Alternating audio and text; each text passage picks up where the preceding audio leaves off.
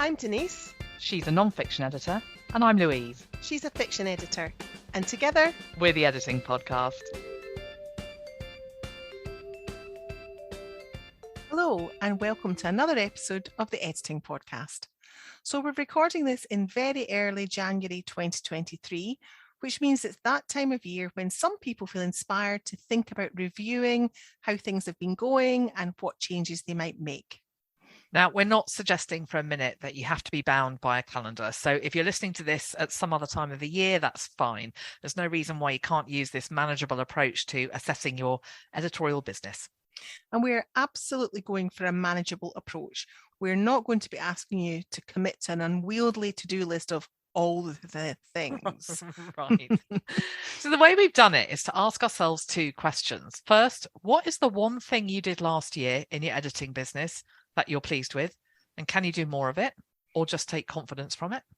And the second question is, what one thing could you do this year in your editorial business that would make your life easier in some way? So let's put our money where our mouths are, Louise. What's the one thing you did last year in your editing business that you're pleased with? And can you do more of it? My one thing is shifting my courses over to Teachable. I was spending way too much time worrying about how to manage the issue of digital products being taxable at different rates and across hundreds of jurisdictions and getting stressed out that I might miss something. And Teachable just took all of that out of my hands and made it easy. Yeah, that sounds really good. So how about the can you do more of it question? Now, that's a bit tricky because you've made that change now. You don't need to do it again. Yeah, exactly. So I'm going to approach that part of the question from an emotional point of view, because essentially what I did was to make a decision that freed me up to think about other things. It was kind of a back to basics thing, investing in something that simplifies things technically and emotionally. And that's definitely something I can do more of, not try to fix all the problems, but respect that my capacity is limited and to make sure that I prioritize doing things that make me more effective and that are proportionate to other things in my life. Yeah, it's kind of a bit like parenting, isn't it? Yeah. Sort of, getting those foundations right or going back to basics to get them back on track if they've gone a bit squiffy is no bad thing. And like you say, you end up saving so much time, like mentally and physically. Exactly. Yeah. So what about you, Denise? What's your one thing that worked well last year in your business?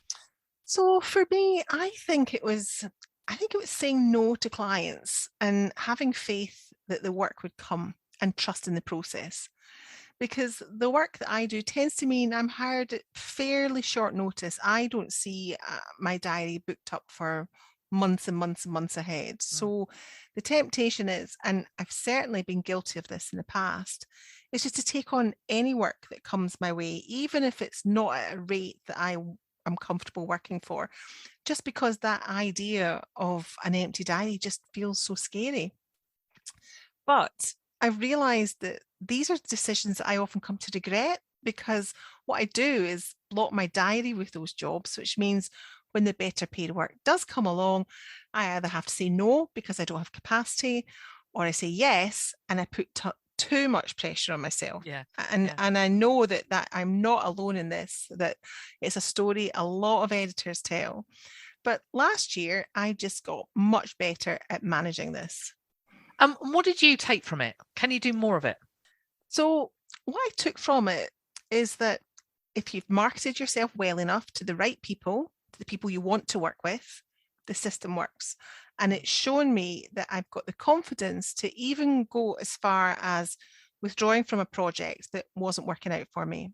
And that's something I wouldn't have had the confidence to do before, but I think it's definitely something that I can do more of. Not necessarily waiting until I'm into a project before I withdraw from it, but assessing it more critically and thinking, am I really comfortable taking on this work, or is it likely that I'm going to regret this at some point because it's not paid well enough and I'm going to start resenting it, or it's not paid well enough and it's fine, but then some really juicy, well-paid piece of work comes along and I'm struggling to fit it in.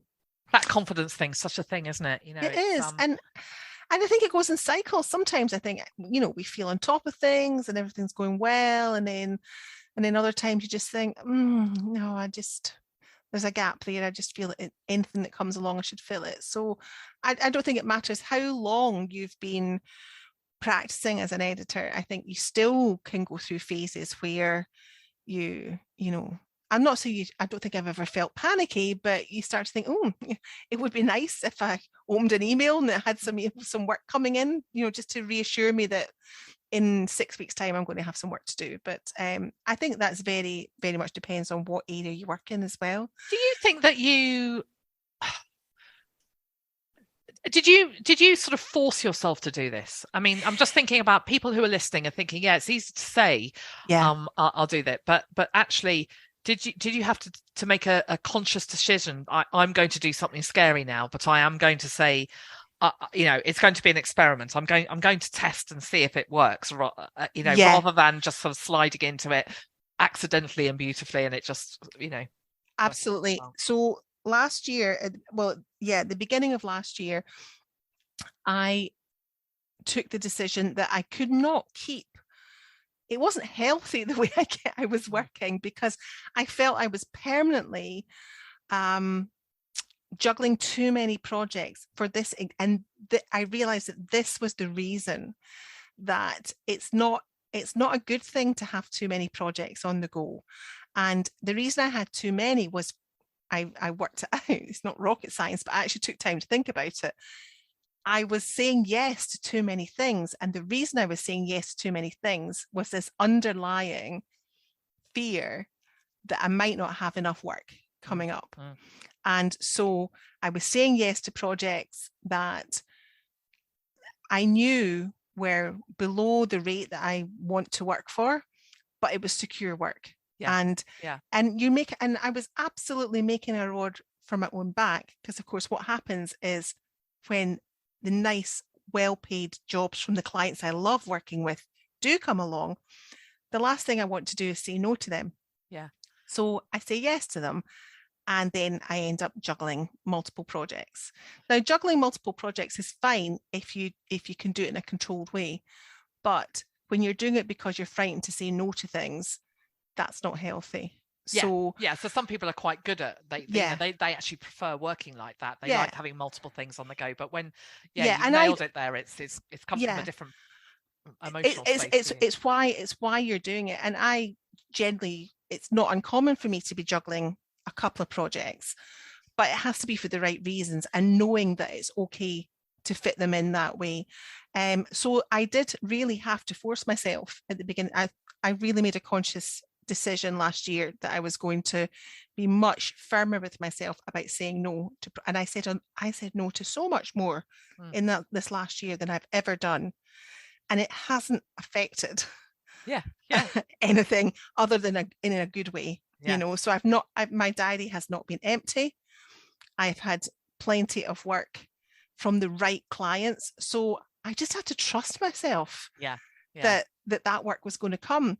Because what I was essentially doing in the previous years is that work was all there, but it was also overlaid with other work that I really should have been saying no to before then. It's really interesting, because I've always operated in the way that you taught yourself to operate, but that's not because I'm like so excellent. It's because I cannot function.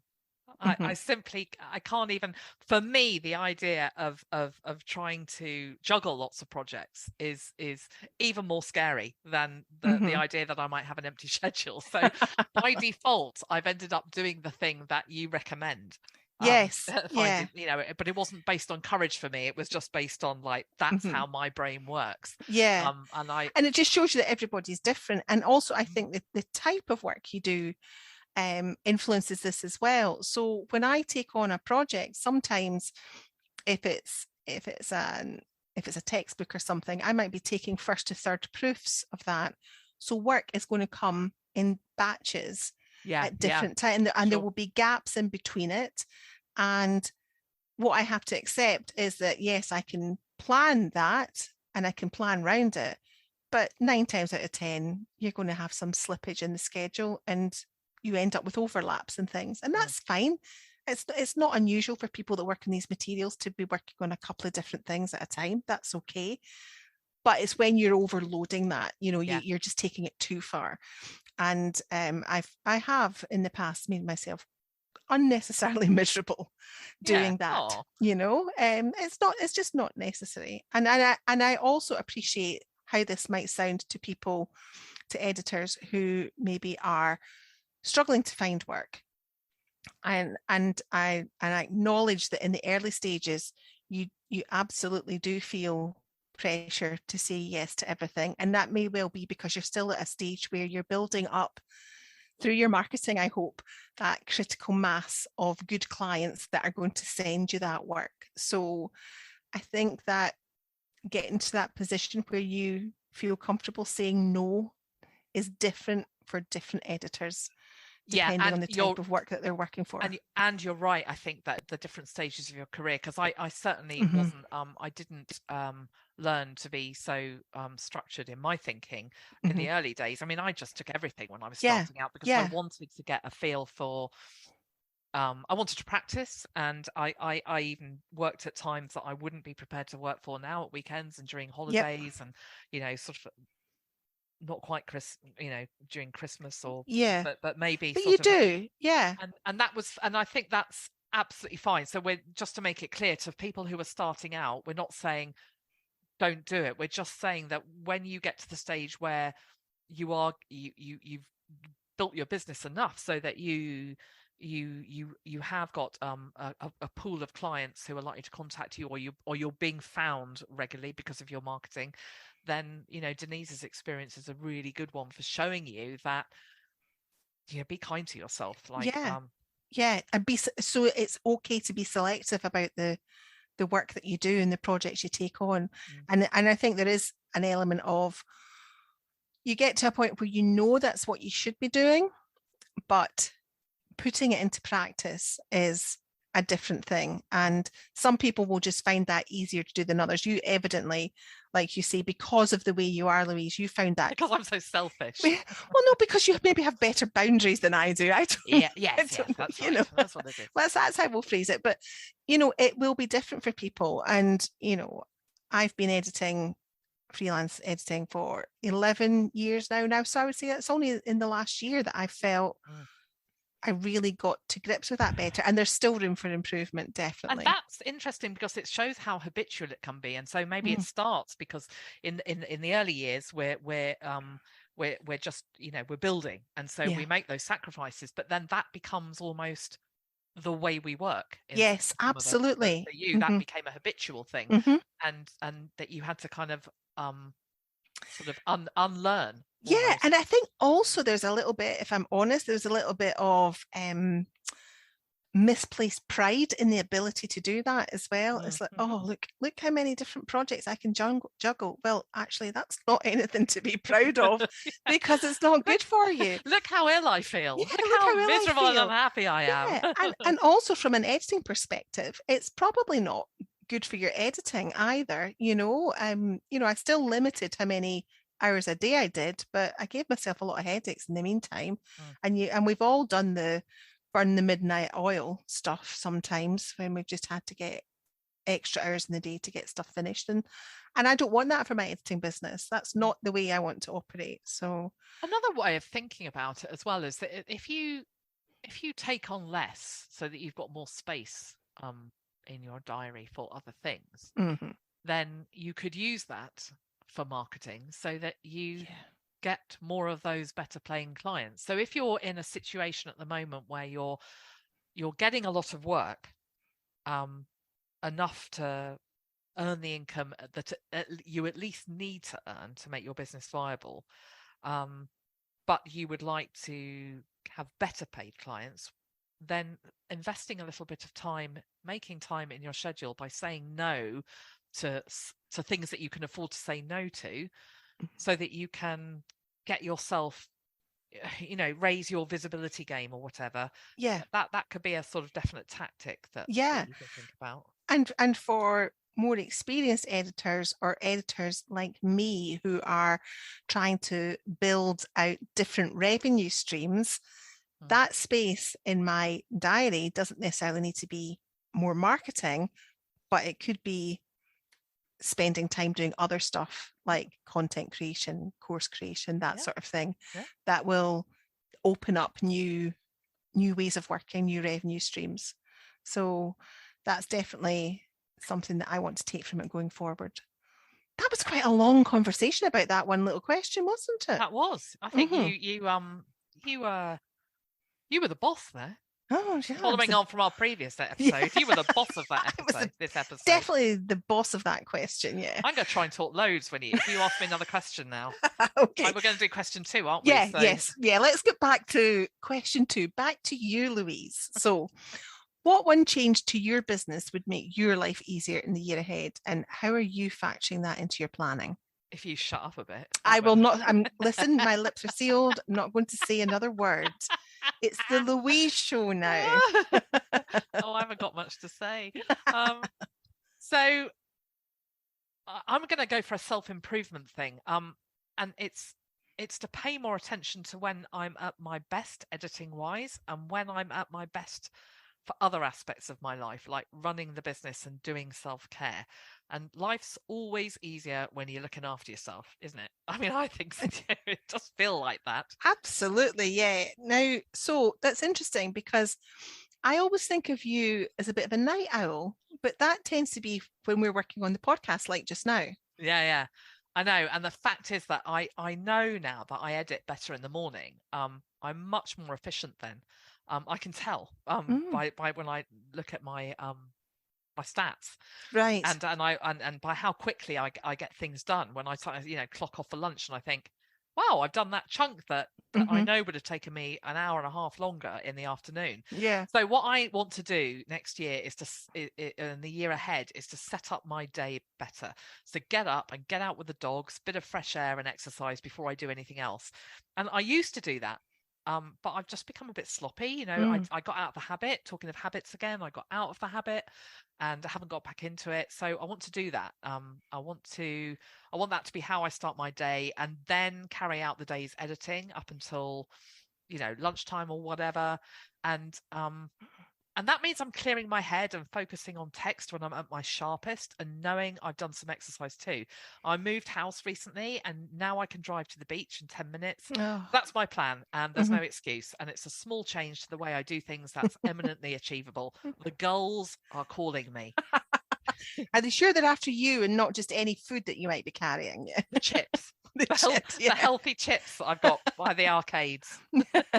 I think it's a really interesting point that you're making there about your day and when you're most efficient and when you work best in your day.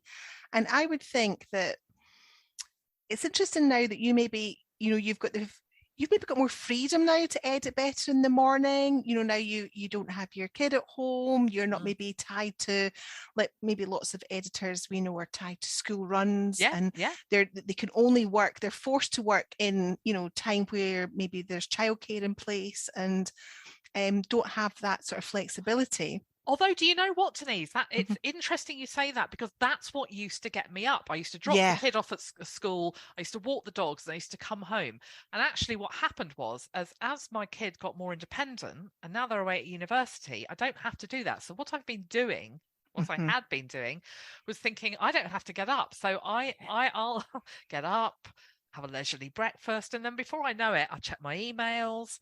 And then it's 11 o'clock. So, so I do a little bit of marketing maybe, or I do some writing, and then I'm doing my editing in the afternoon. And so ironically for me, I think it was the enforced structure. Yeah. And my newfound independence has actually kind of, the more independence I've had from small ones in my family as they've grown into big ones, the more slack I've become.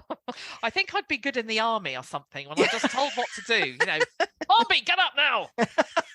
It's interesting, isn't it, when we have that structure imposed on us, by a lot of visits, maybe by the school run, or if people are in house, it's that commute where they have to go to an office or whatever.